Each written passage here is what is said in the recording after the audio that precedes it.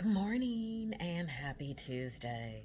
Um, so today I just wanted to make a quick video, as quick as possible. And this is going to wrap up the Do You Know Your Opponent series. I believe I am officially on number 24, so part 24.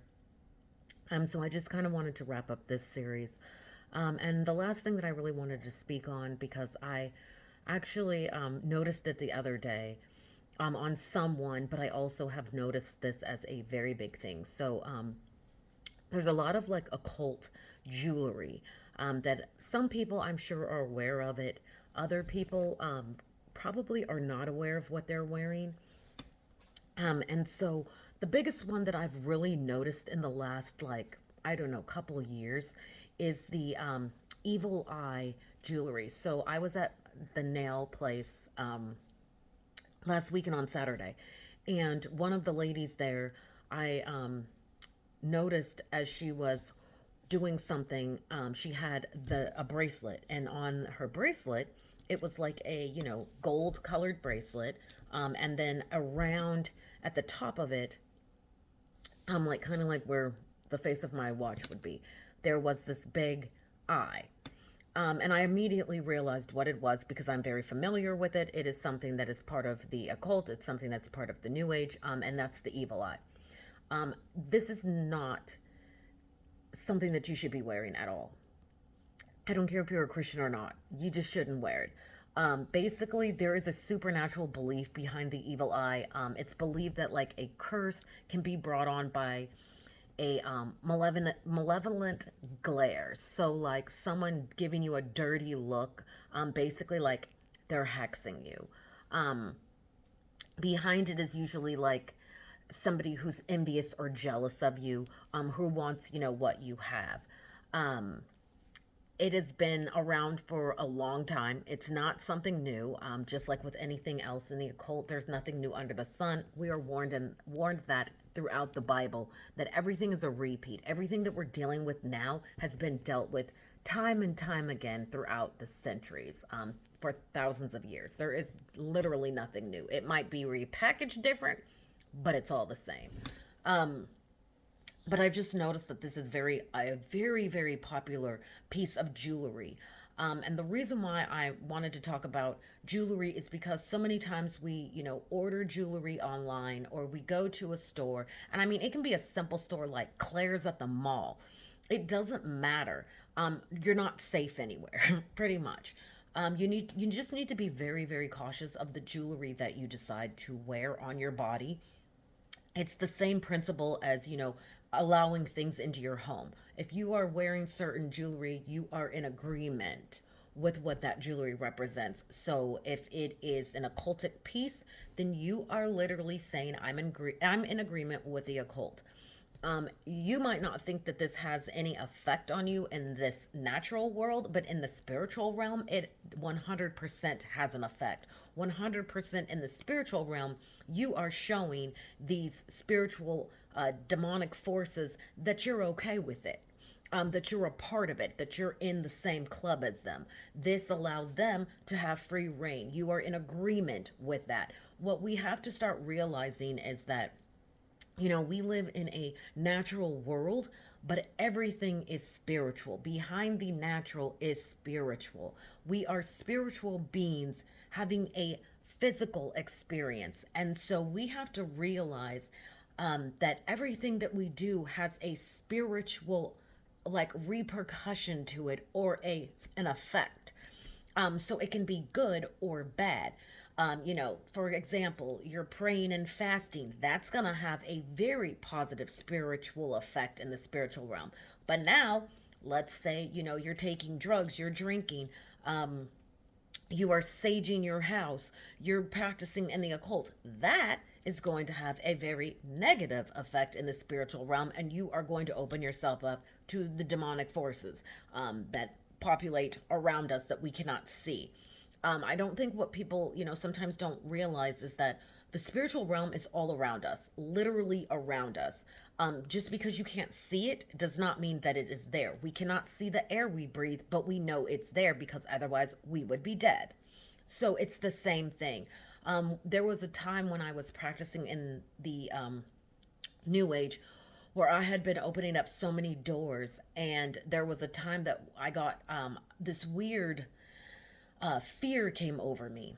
And it was not like the fear like somebody is, like when you're walking alone at night and you see someone and they start kind of following you or something, you kind of get that like fight or flight feeling. This was like a fear that literally death was there or something. It was such a fear that I can't even explain what it feels like.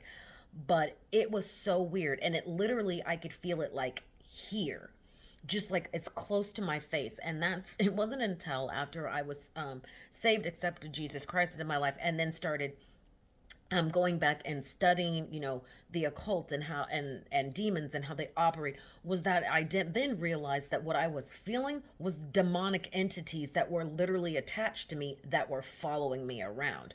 And it was because I had opened up these doors and I had accepted them into my life. I was aware of jewelry, especially chakra jewelry, because I was really big into the chakras and chakra balancing and all of that.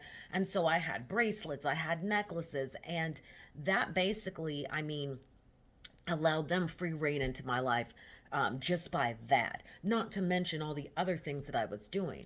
And so, what we need to be careful of is that even though, we might be, I'm a Christian, or, I'm not religious, but, I don't want any part of the occult. I don't, I just thought it was pretty. Well, that's the problem. And that's how they're getting you, is you just think it's pretty, but you don't go as far as finding out the origins of it or where it came from. And in this day and age, it is important because everything is is literally around the occult and witchcraft. Everything, they are sneaking it into every single thing you can think of. And so it is very important that you become aware and you do your due diligence to look into where things come from. Even if it's in a store, who made it? One of the best practices you can do is when you go into a store and you find something, and if you don't immediately, get the Holy Spirit telling you put that back. Your next thing to do is just really quietly pick up the object, pray over it, and ask the Holy Spirit, is this okay? We need to start really relying on the Holy Spirit. We need to stop relying on ourselves and what we think is okay or what we think is all right. And we really need to start relying on God to tell us, because this is getting so tricky and so sneaky how they sneak stuff in.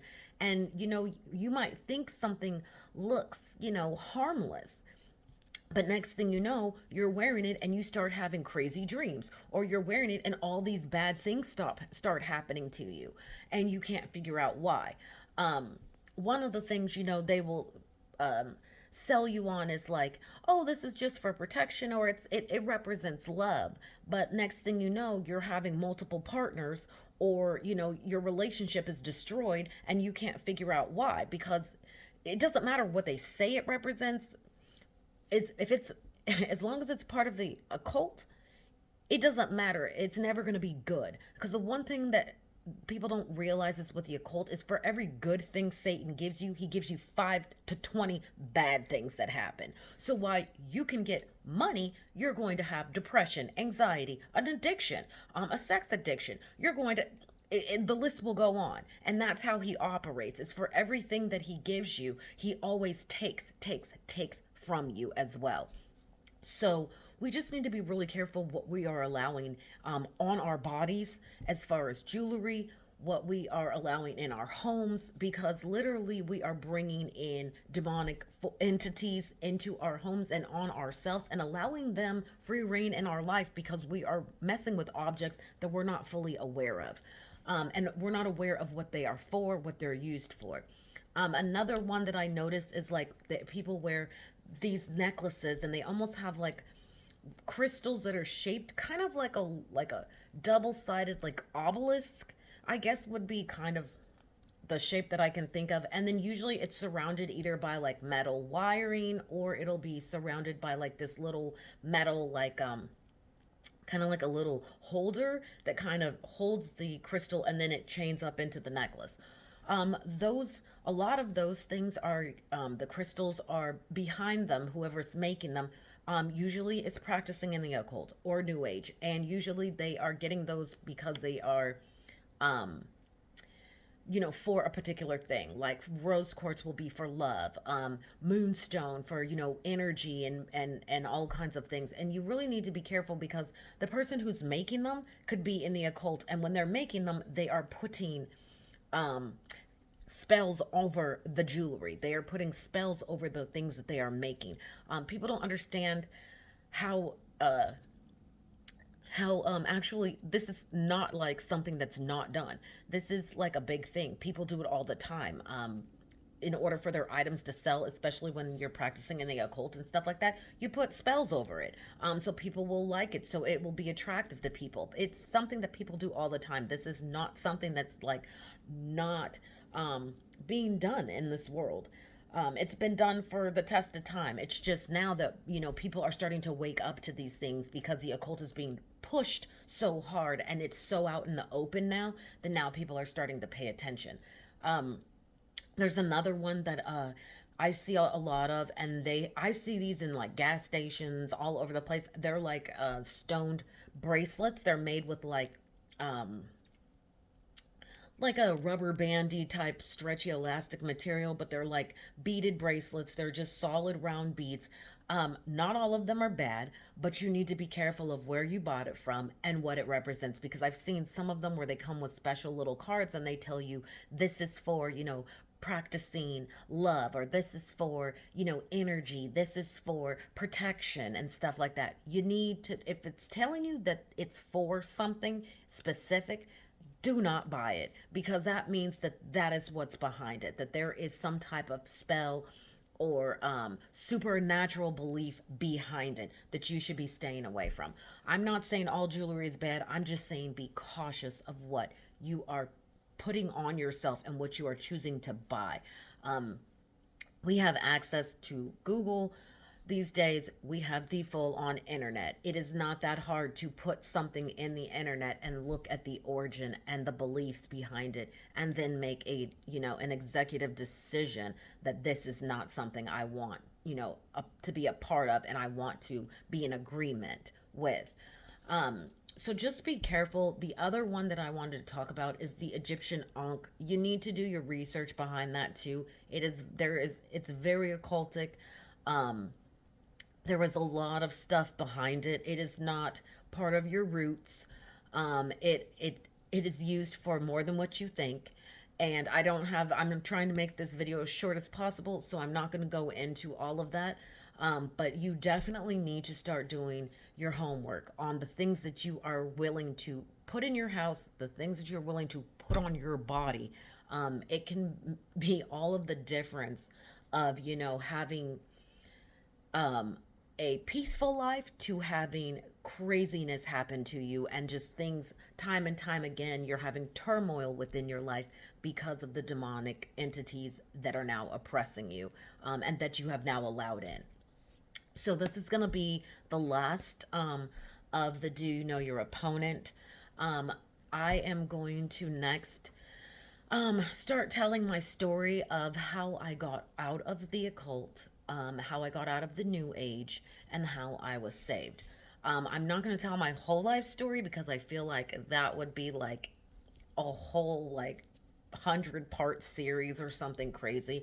But I am going to talk about how I got out, because I do talk about a lot of when I was in it and stuff like that, but I have yet to really explain the different parts that came together that God used to get me out of the occult, and how I accepted Jesus into my life.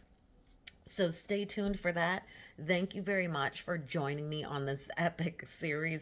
I did not plan to do 24 parts to it, but hey, when the Holy Spirit guides you, you got to roll with it.